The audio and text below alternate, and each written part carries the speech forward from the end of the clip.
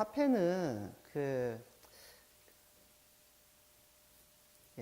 말 그대로 이제 한자로 풀어 설명하면 화폐가 패자는 조개 패자 그쪽에서 이제 왔고요.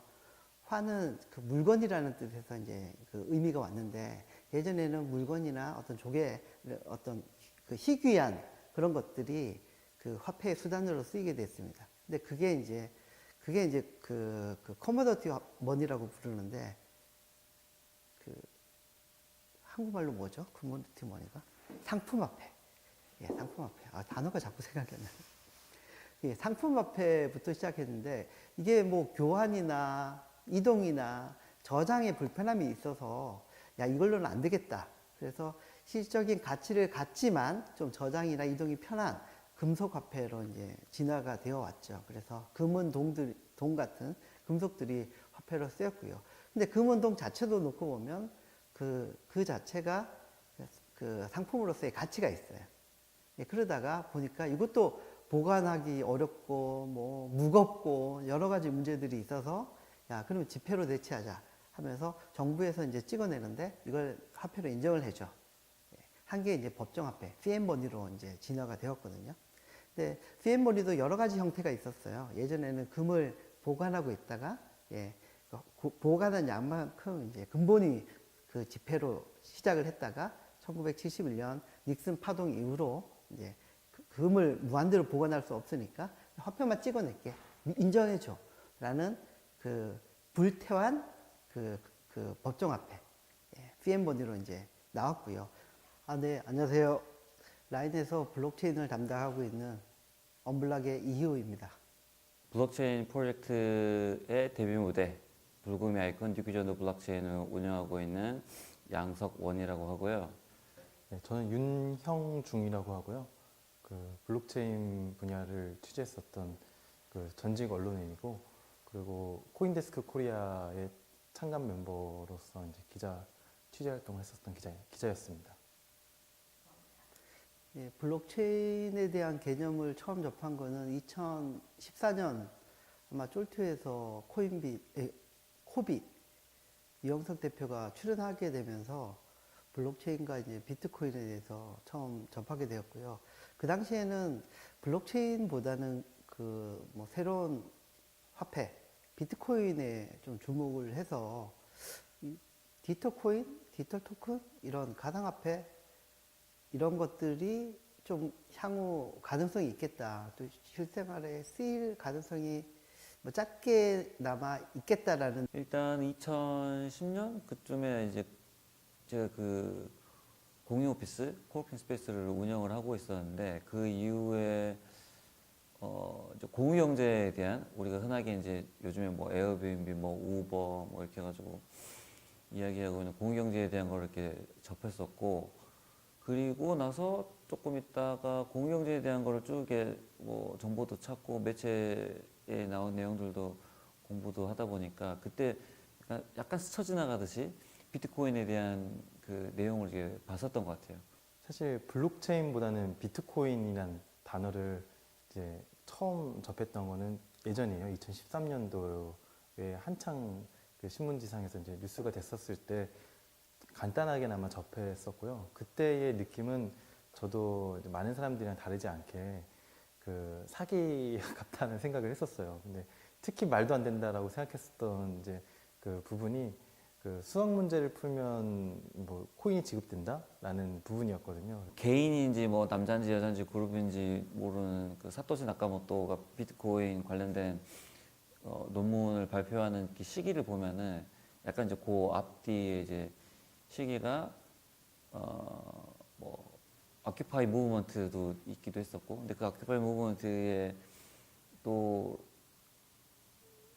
그 운동이 이제 있었던 또 시기를 보면은 뭐 리마브런 사건 이런 것들이 이렇게 있으면서 어떻게 보면 금융기관 우리가 이제 신뢰해서 돈도 맡기기도 하고 투자도 이렇게 할 수 있도록 했던 그 금융기관에 대한 부분에 대한 신뢰가 굉장히 그 많이 무너져 있던 시기였던 것 같아요. 그 당시가 이제 2007년 그 하반기부터 글로벌 금융 위기가 와가지고 금융 시스템에 대한 불신들이 되게 심해졌었어요. 그리고 2008년 이제 들어가면서 구제 금융이 이제 본격적으로 개시가 됐고요. 특히 이제 미국에서 그 방대한 양의 그 달러를 발행함으로써 그 은행들을 지원해줘서 유동성을 공급해줘서 은행들이 파산되지 않도록 금융기관들이 파산되지 않도록 만들어줬거든요. 근데 그 당시에 이제 풀린 달러의 양이 그 전년도까지 유지됐던 그 달러의 통화량의 4배 정도가 5년 동안에 그 공급이 되었는데 실제 달러 가치는 10%밖에 하락을 안 했습니다. 그러면은 그런 신뢰를 줘가지고 할 수 있는 중앙기관, 어떤 중앙의 어떤 신뢰기관 없이 어떤 이런 금융 거래라든가 이런 거를 수학적으로 할 수 있는 기술이 있다라고 하면은 우리가 믿을 수 없는 그런 것들을 빼고 좀 더 이렇게 신뢰 있는 그 거래라거나 이런 것들을 할 수 있지 않을까? 난 좀 생각이 좀 있었던 것 같아요. 그때 그 시기에. 그래서 2000년, 그러니까 90년대 말부터 그 모든 정보가 디지털화 돼가지고 중앙화된 서버에 이제 기록이 되기 시작하면서 그 중앙화된 서버에 모든 이제 그 정보들이 모이게 되었는데 이게 해킹으로 뚫리고 개인 정보들이 뭐 싼값으로 팔리기도 하고 다른 데 이용돼서 그 뭐 금융 사기도 벌어지고 그러면서 야, 이 중앙화된 서버에 그 우리의 소중한 그 개인 정보를 보관하는 게 전부는 아닌 것 같아. 이걸 좀 더 암호화를 시키고 이걸 중앙화가 되지 않은 방식으로 저장하는 게 좋지 않겠냐라는 사이퍼 펑크족들이 그 당시에 금융위기의 기조랑 이게 맞물려서 야, 그러면 좀 더 그 암호화되고 보안이 강화된 그런 화폐를 만들어 보면 어떻겠냐. 그래서 이제 비트코인 그런 아이디어를 사토시가 그 2009년 10월 그 중순쯤인가? 그때 9페이지짜리 논문을 제시를 하고 거기에 열광한 많은 암호학자들 뿐만이 아니라 개발자들이 2달 반 동안 만들어서 2010년 1월 3일에 비트코인이 나오게 되었죠. 블록체인도 일종의 마법의 노트라고 생각하시면 될 것 같아요. 근데 그 마법이라는 게 정말 비현실적인 그런 마법의 노트가 아니라 IT 기술로 구현해낸 그런 마법의 노트인데요. 사실 노트라는 표현보다는 장부라고 많이 쓰죠. 그래서 그 장부는 어떤 기능이 있냐면은 그 장부를 가지고 있는 모든 사람들이 한 사람이 그 장부에다가 기록을 하는 순간 똑같은 내용이 기록이 되는 그런 장부라고 볼 수 있어요. 근데 그 장부는 그 한번 쓰면 지울 수는 없어요. 쓰는 동시에 갖고 있는 모든 사람들에게 똑같은 기록이 남고 지울 수 없는 마법의 노트가 블록체인이 아닐까라고 생각을 합니다. 우리가 이제 일상생활에서 가장 쉽게 볼 수 있는 장부가 가계부거든요. 가계부. 그 흔히 이제 단식북이라고 하죠. 들어오는 거, 나가는 것만 이제 기록하는. 들어오면은 플러스고 내가 지출하면은 마이너스 형태의 이제 그 장부가 되는데, 당연히 이제 그거는 장부를 기록한 사람만, 그 장부를 이제 관리하는 사람만 잘 기록해가지고 사용할 수 있는 이렇게 장부가 되는 건데, 블록체인 같은 경우는 이제 장부가 노드라고 하는 곳에 다 이렇게 분산돼가지고 우리 탈중앙화라고 하는 그런 형태로 이렇게 쭉 다 분산돼서 다 관리가 되고 기록이 되고 하는 것들이니까, 그래서 그 장부를 어떻게 보면 다 이렇게 여러 사람이 나누고 가지고 있다 보면은 장부를 누군가가 또 자기의 의도에 맞게끔 수정하려고 하고 뭐 이렇게 오용하려고 하는 그런 시도들이 있을 텐데, 그거에 대한 신뢰, 보통 우리가 이제 컨센서스라고 하는 합의 구조를 만드는 것에 대한 부분이 기술적으로 들어가 있는 형태고, 제가 생각할 때는 블록체인은 약간 그 신뢰를 만들어내는 기술의 하나가 아닌가라는 생각이 듭니다.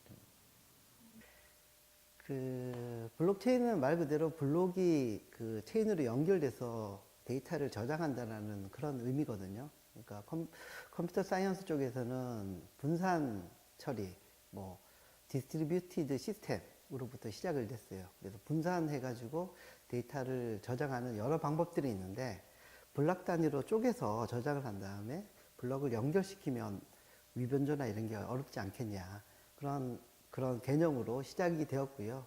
그게 어디에 쓰일지 모르고 있을 때 뭐 천재라고 할 수 있는 사토시 나카모토가 이걸 그 디지털 토큰 크립토로 쓰면 어떨까라는 그런 가능성을 뭐 자신의 그 9페이지짜리 논문에 제시를 함으로써 그 기술이 살아났다고 볼 수가 있어요. 예를 들면 뭐 비트코인 같은 경우는 그 작업에 대한 것들을 이렇게 증명하는, 그래서 보통 이제 컴퓨팅 파워를 활용하는 거에 대한 부분, 그래서 일정 부분에 대한 뭐그 숙제 같은 것들, 이렇게 뭐 수수께끼 같은 숫자를 풀어야 되는 것들이 각각의 그 마이닝하는 곳에 이제 주어지고, 그 숫자에 대한 것들, 그러니까 난수죠. 굉장히 많은 숫자들을 계속 이렇게 대입하는, 그 대입하는 동안에 이제 그 컴퓨팅 파워를, 자원을 이제 활용을 하게 되고, 이렇게 대입하다 보면은 그 숫자에 맞는 것들이 이렇게 풀리는데, 그때 이제 그 작업에 대한 보상으로 비트코인이 주어지고, 그게 사람들이 참여하면 참여할수록 불필요하게 그 문제를 더 어렵게 내서 그 이제 더 많은 사람들이 더 많은 컴퓨팅 자원을 어떻게 보면 낭비하게끔 설계가 되어 있어요. 왜냐하면 그렇게 해야지만 그 블록 사이즈가 갱신되는 시간이 유지가 되고, 또 한 사람을 그 찾아주고 막 이런 식의 그 설계. 그래서 실질적으로 그 뭔가 데이터 전송이 일어났을 때 그걸 그 서버를 운영하는, 그러니까 채굴자들이 그걸 전산 처리해주고, 그게 맞는지, 예, 블록들 연결하면서 과거의 히스토리를 다 훑어보면서 맞는지 확인하는 그런 작업이, 그 실질적으로 서버를 운영하는 그런 작업이 POW라고 볼 수 있고요. 이 방식이 이제 POS로 변환되는 가장 결정적인 계기는 자원 낭비적인 측면도 있지만, 더 중요한 이유는 자원의 독점과 집중화 현상이었어요. 특히 중국의 비트메인이라는 그 많은 블록체인 프로젝트들의 마치 공공의 적과 같은 그런 회사인데요. 우지안이라는 이제 사람이 창업한 회사인데, 그 사람이 한 일은 그 채굴에 최적화된 칩을 만드는 것이죠. 그래서 전 세계 채굴 파워의 엄청난 양들을 중국, 특히 비트메인이 독점하게 되는 그런 현상이 발생하게 된 것이었어요. 비트코인 같은 경우는 그 중요한 그 뭐 하드포크라든지 이런 의사결정을 처리를 할 때 일단 개발자들이 이런 식으로 좀 개선을 했으면 좋겠다. 예를 들면 블록 사이즈 1메가짜리를 뭐 100메가로 늘렸으면 좋겠다. 이런 제안을 하게 되면 의사결정들이 채굴자들이 의사결정을 하게 돼요. 그래서 실제로 블록체인이 추구했던 탈중앙화, 분권화라는 가치가 그 채굴 독점 현상에 의해서 완전히 형해화되고 있는 상황이었기 때문에 채굴자들만 참여를 하고, 이건 불합리하다. 비트코인을 보유하고 있는 사람들도 의사결정에 참여할 수 있게 해달라. 라는 그런 반발로 생긴 게 이제 POS죠. Proof of Stake. 어떤 블록체인 프로젝트 내에서 토큰이나 코인을 보유하고 있는 홀더들이 그 장부를 갱신하는 방식이고, 그 토큰의 보유량에 따라서 비례하여 그 영향력을 갖게 하는 방식인데, 내가 뭐 저기 암호화폐를 보유하고 있다. 그럼 의사결정에, 예, 참여를 하게 되고, 뭐 의사결정에 참여하는 방식도 뭐 온체인 상에서, 블록체인 상에서 직접 그 의사결정에 참여할 수도 있고, 오프체인 따로 이렇게 모여가지고 이렇게 의사결정에 참여할 수 있는 방식으로 또 나누기도 하는데요. 그 전에 POW보다는 그 화폐를 보유한 사람들이 의사결정에 참여할 수 있는 방식이 POS고, 그 방식도 너무 복잡하고 이해관계자들이 뭐 토큰 홀더들이면 너무 많잖아요.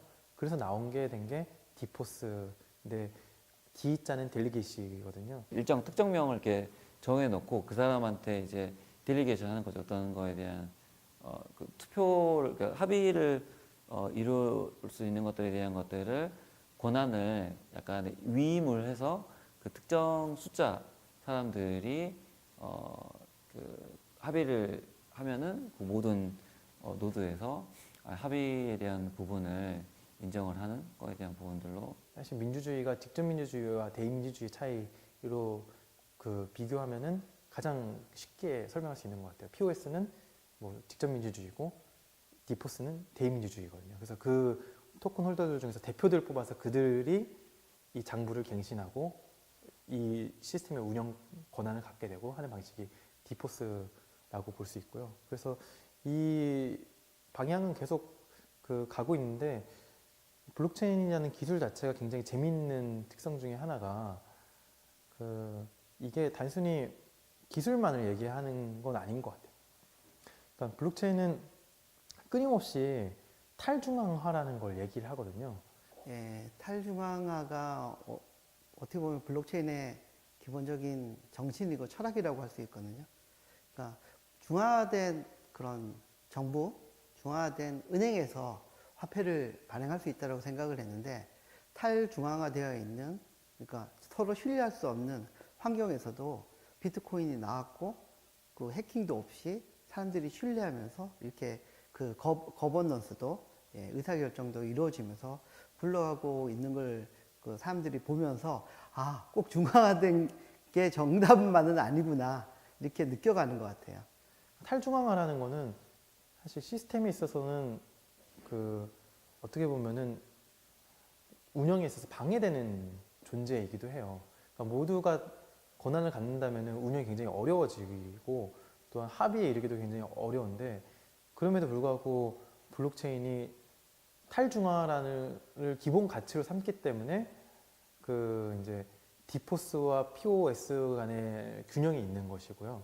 그래서 디포스 안에서도 어떤 특정 뭐 개인들이나 소수가 그 권한을 독점하지 못하게끔 하는 지속적인 견제 장치들이 있는 것이거든요. 그래서 이미 POS와 디포스의 차이는 이건 기술적인 차이라기보다는 이미 정치의 영역이에요. 그들 사이의 합의와 조율과 이런 걸 통해서 의사결정을 어떻게 해나갈 것이냐의 그 문제가 되는 것이거든요. 그래서 그 앞으로 블록체인의 합의 알고리즘은 이런 식으로 기술이 내포한 가치에 따라서 그걸 정치적으로 구현하는 방식, 정치적이라는 표현이 좀 그렇지만 이 델리게이트 뽑는다는 것 자체가 정치거든요. 그래서 그것에 병행하는 식으로 좀 발전되지 않을까라고 생각을 하고 있어요.